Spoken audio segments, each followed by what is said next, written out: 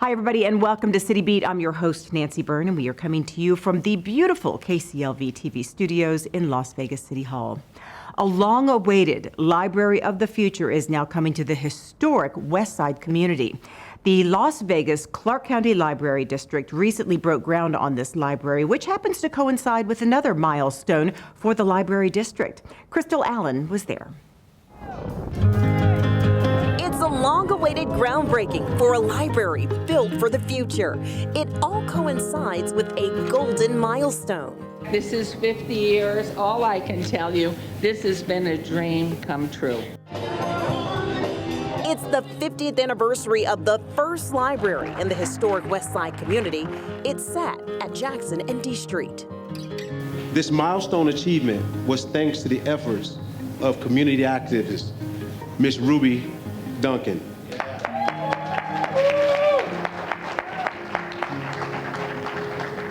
Miss Ruby could not be here with us today, but she is aware that her early work in promoting literacy for our children is once again bearing fruit.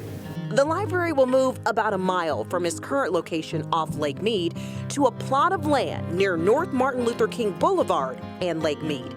The city of Las Vegas gave the library district the land after purchasing the existing library building. This will be the library of the present and the future. The West Las Vegas Library will double in size. This technology hub will feature state-of-the-art multimedia labs with audio-video production, even DJ equipment, as well as computer labs for adults and children. A business and technology center will focus on employment training, all things digital, and resources to land jobs. There will also be an adult education and learning center. Kelvin said that I can work in this library now, but I said I got a job. But I mean, when I was in high school, I worked in a library. And I do believe that that was a place that helped to cultivate my excitement and interest in pursuit of knowledge. Library goers will enjoy an event center, an area just for teens, a large outdoor area for events, spacious reading areas, and of course, no shortage of books. I welcome you to come and read with me. Mark your calendars. The new West Las Vegas Library is set to open fall of 2025. Well, the man who heads up the library district recently received a very special honor. Kelvin Watson joined the class of the 2024 Trailblazers, proudly honored by the city of Las Vegas. You'll be hearing more about all of them in the coming months. Crystal Allen has Kelvin Watson's story. The city of Las Vegas celebrates trailblazers in our community. Congratulations to Kelvin Watson, the executive director of the Las Vegas and Clark County Library District. He's the 2024 Community Activism and Politics awardee. When you hear the words, "You are a trailblazer," what does that mean to you? When they say you're a Black history maker, that I actually am making history, right? That I'm doing the work. I'm leading the organization. The first Black executive director, first Black male executive director in the state of Nevada. Having been here just shy of 3 years, to be recognized for the work in such a short time, to be honored with the other community leaders and the trailblazers, that's an honor to be honored with them. Let's talk about the impact the library district has made on the community under your leadership.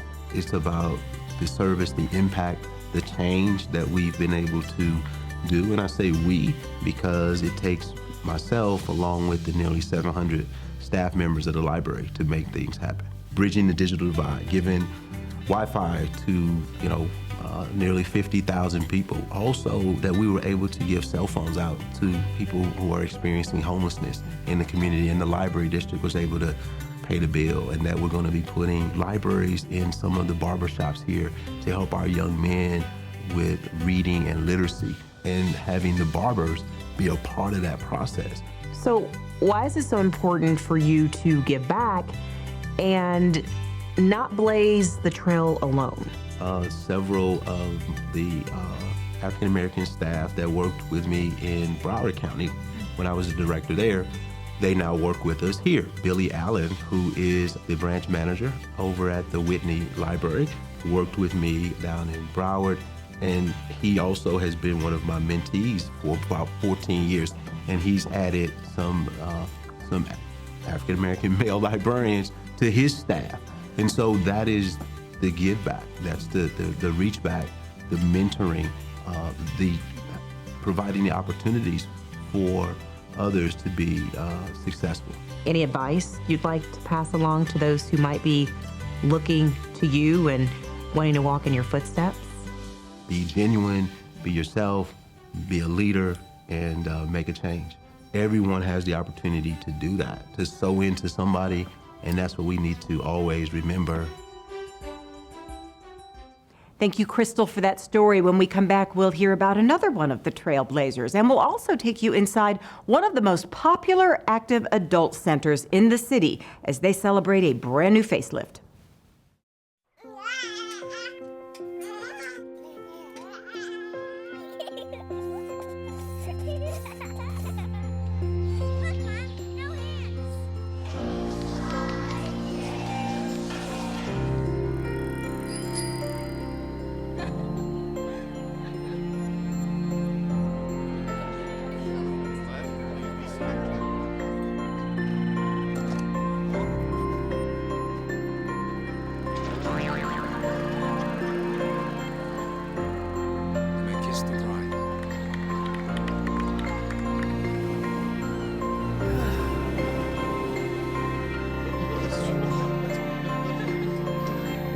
A full life measured in seats starts with the right ones early on. Car crashes are a leading killer of children 1 to 13. Learn how to prevent deaths and injuries by using the right car seat for your child's age and size.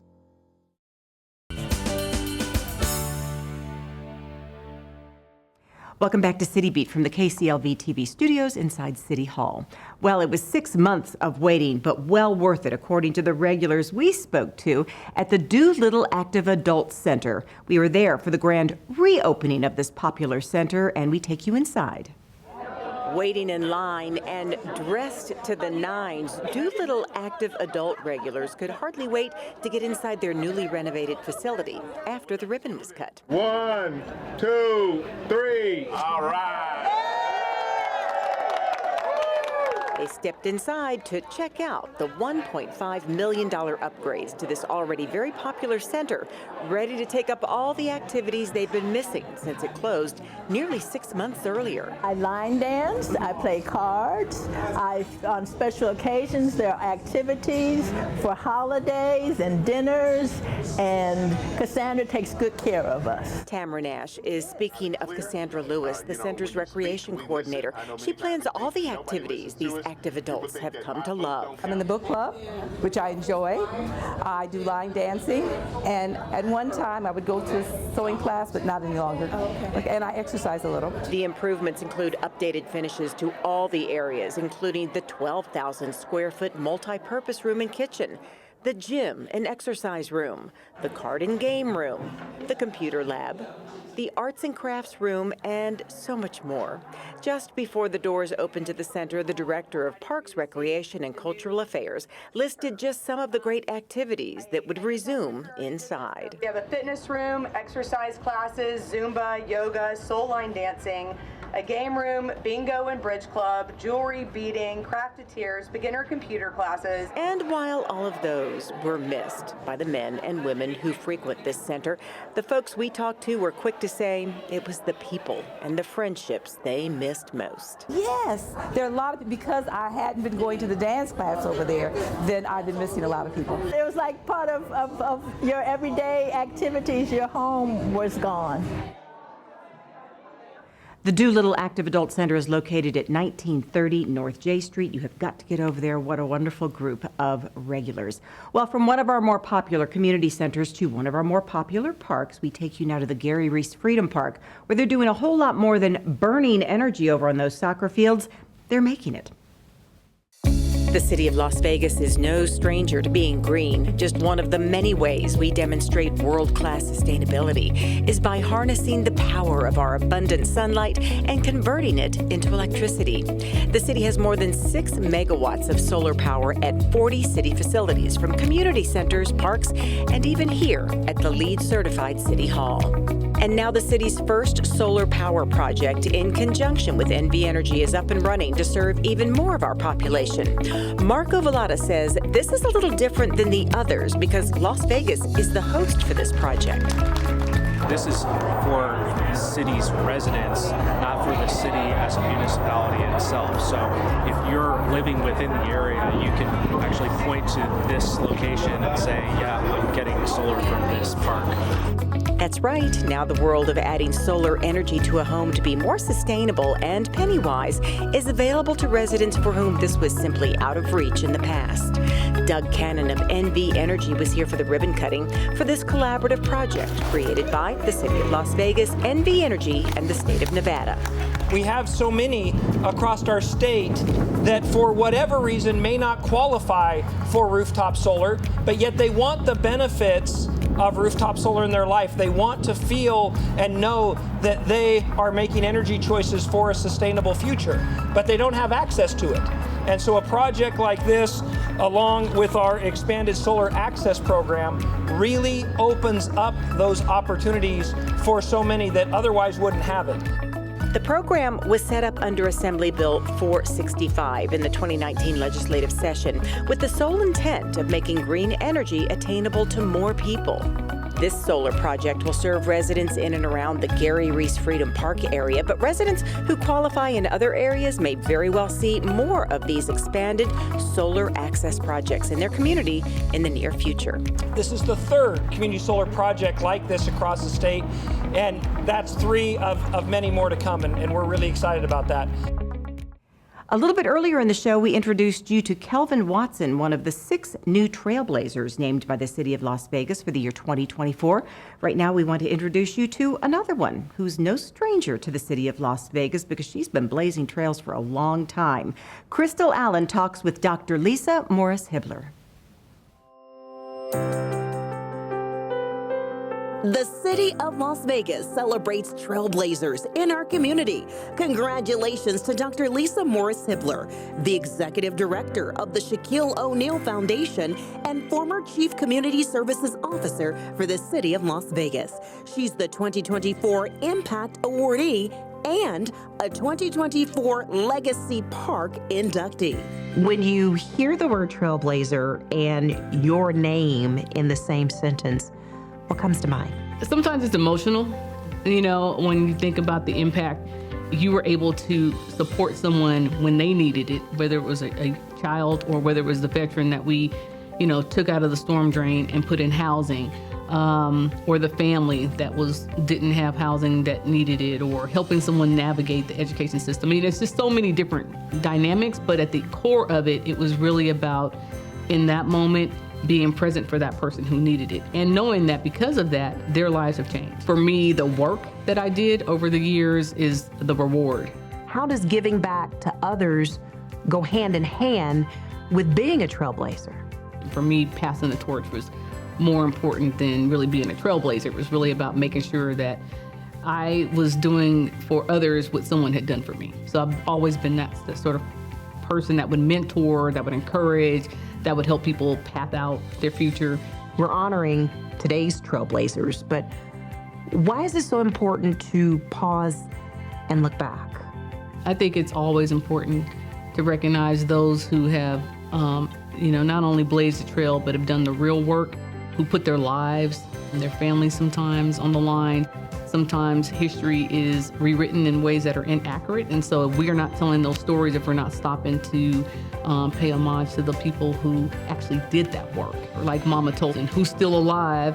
I think she's like 90, but being one of the first African-American principals in our community. So is it safe to say that being a public servant has really always been a part of who you are? I honestly felt like I could do this work forever. And even though I'm not here in this particular institution, I have found other ways to continue to contribute, and that for me is very meaningful. But I just want, the people coming up, maybe somebody that's watching this, to know that if you're interested in making the difference in the lives of someone else, that working in public service is one of the best ways that you can do that. Dr. Lisa Morris Hibbler is not only a trailblazer, she's also going to be inducted into the historic Westside Legacy Park in June. We're going to take another break. When we come back, we're used to seeing some drama in courtrooms, but nothing quite like this. We'll explain when we return. This is the story of a boy who didn't talk for a long time. The boy liked things to always be the same. Any changes would scare and upset him. The unknown was an unfriendly place. The boy was very sensitive to lights and sounds. So he built secret hiding places where they couldn't get in. The boy didn't like looking people in the eye. He wasn't trying to be mean, it just made him feel uncomfortable.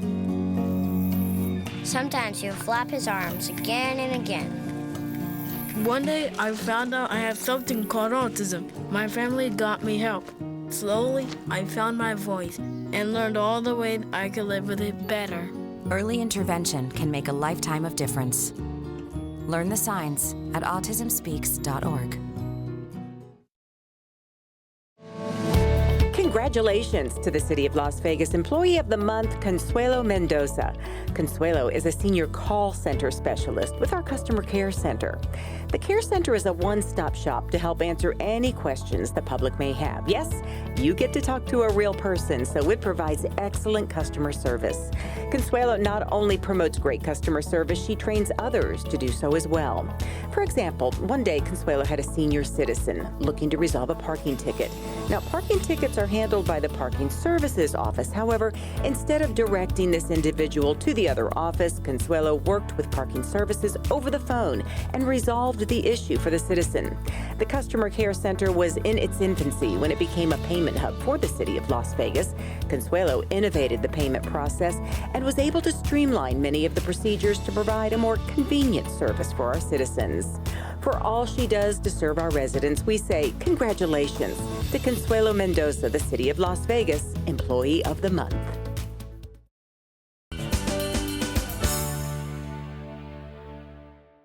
Welcome back to City Beat from the KCLV TV studios. You know, when you go into a courtroom, there are a lot of rules. You have to keep your voice down, never interrupt the judge. Well, all of those rules got thrown out the window recently in a Clark County District Court, and things could have gotten even worse if not for the quick actions and thinking of one law clerk. I appreciate that, but I think it's time that he gets a taste of something else because I just can't with that history. In accordance with the laws of the state of Nevada, this court... It was the courtroom video seen across the world. In January 2024, defendant Deobra Redden lunged across the defendant's table and the 4-foot-high judge's bench to attack Clark County District Court Judge Mary Kay Holthus. The attack came as the judge was sentencing Redden to up to 4 years in prison on a series of battery charges. You see in the video, the judge's clerk, Michael Lasso, immediately jumped into action to protect the judge and restrain Redden. Clerk Michael Lasso to join us at the podium, please. And those selfless actions were honored at the February 21st City Council meeting. Las Vegas Mayor Carolyn Goodman and the City Council honored Lasso, naming him Citizen of the Month. We commend you, Michael. And we hold you out as a model to the rest of us that we must never let hate, anger, uncontrolled force, and actions go without consequences. We had a chance to talk to Lasso before the ceremonial about his memory of the attack. It's all kind of just a blur, you know? I mean, it all happened so fast. You know, when he originally first did the jump over the defense desk, I thought he was running for the door. You know, the last thing was on my mind is that he was going to head for the judge, and the really last thing on my mind was that he was going to make contact. Lasso takes the nationwide attention very humbly and is surprised surprised yet grateful for the support he's received from people across Las Vegas and, frankly, the country. I like to think anyone sitting in my chair would have probably done the same, you know? I mean, it's just, you see someone in distress, you try to help, you know? It was just such an unusual and crazy situation. I mean, one minute I'm answering emails, and the next minute you're, wrestling and you're trying to help the judge. Present for the Citizen of the Month honor was his father, Al Lasso, also an attorney, his mother, grandmother, other family members, his girlfriend, and the judge herself, along with the marshal who also jumped in to restrain and protect, Sean Brandon. He's still recovering from the attack. The judge and Lasso were mostly unharmed. 1 minute you're kind of just a clerk answering emails. The next minute your face is on Twitter and SNL and TikTok. I mean, really it's kind of just so surreal and crazy. Lasso says it's all still unreal to him in many ways, but he's extremely flattered by the honor bestowed upon him by our city leaders. So humbling. When I first got the call, I wasn't sure. I was like, do you guys have the right number?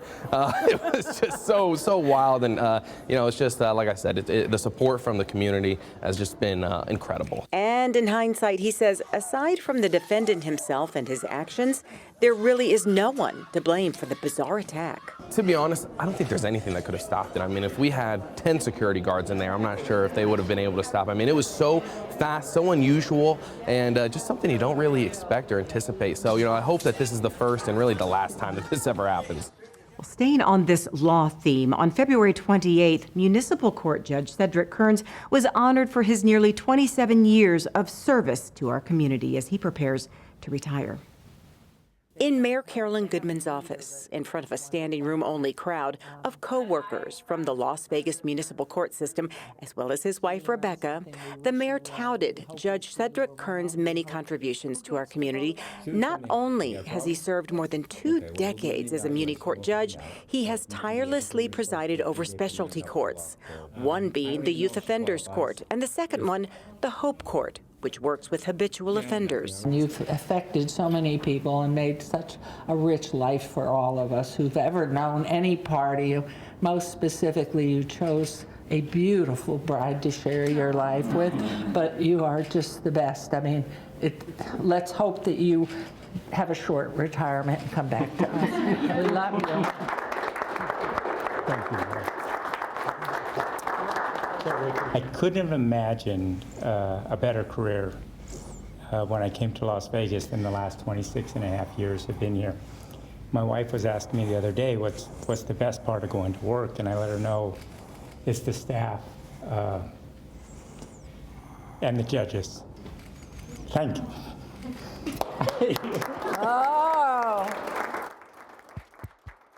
A huge congratulations to Judge Cedric Kearns on nearly 27 years of service. Right now, we want to introduce you to a lovely couple who are celebrating 4 years of marriage. Or is it 1 year? You be the judge.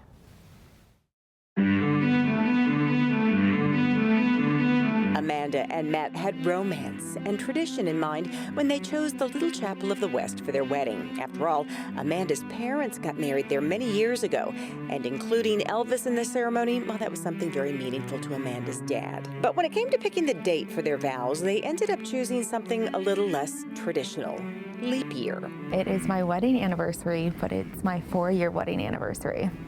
But is it really your 1-year anniversary? I mean, you can say it's 1. We got married on February 29th of 2020, so on a leap year. We sat down and chatted with Amanda. She works in City Hall in the Office of Communications. She told us landing on the leap year date wasn't exactly their original plan. So me and my husband originally wanted to get married on 2/20 of 2020 because it just sounded nice and it flowed. We reserved our ceremony, but a month before the vendor called us and they got the date wrong. So unfortunately, they no longer had February 20th available and they didn't have anything else that we wanted. So given the urgency of the matter, the wedding only a month away, they picked a date that was available. Probably because it's not really in demand since it only comes around every 4 years. So my husband's like, why don't we just get married on the 29th? It's a leap year. I was like, are you sure? It's like, it's going to be every 4 years. And he just was joking with me. He's like, well, yeah, I'm not going to have to celebrate our wedding until every 4 years. Well, that was next. So Matt thought that they'll just get a twofer and celebrate on Amanda's birthday. Oddly enough, my husband didn't think it through very well because my birthday is March 5th. So it's very close. So he's like, well, we can either celebrate our anniversary on your birthday, and I said absolutely not. Yep, ladies, as expected, Amanda nixed that too. So like any loving couple, they compromised. So we usually just celebrate it on the 28th or the 1st of March. With the anniversary date settled, Matt and Amanda settled into marital bliss, and they choose to look at this odd date with a romantic spin. Overall, it's just a nice way to remember. I mean, it's so unique. It's every 4 years, and you know, it's very special to us because it's different. Well, and then you're newlyweds longer. We are. Yeah, I guess you can look at it that way. So happy 4th or 1st, whatever. Happy anniversary, Amanda and Matt. Well, that does it for another City Beat. As we say goodbye, we're going to take you out to the Grand Gallery, which is in the lobby of City Hall, for their latest art exhibit. We'll see you for the next City Beat.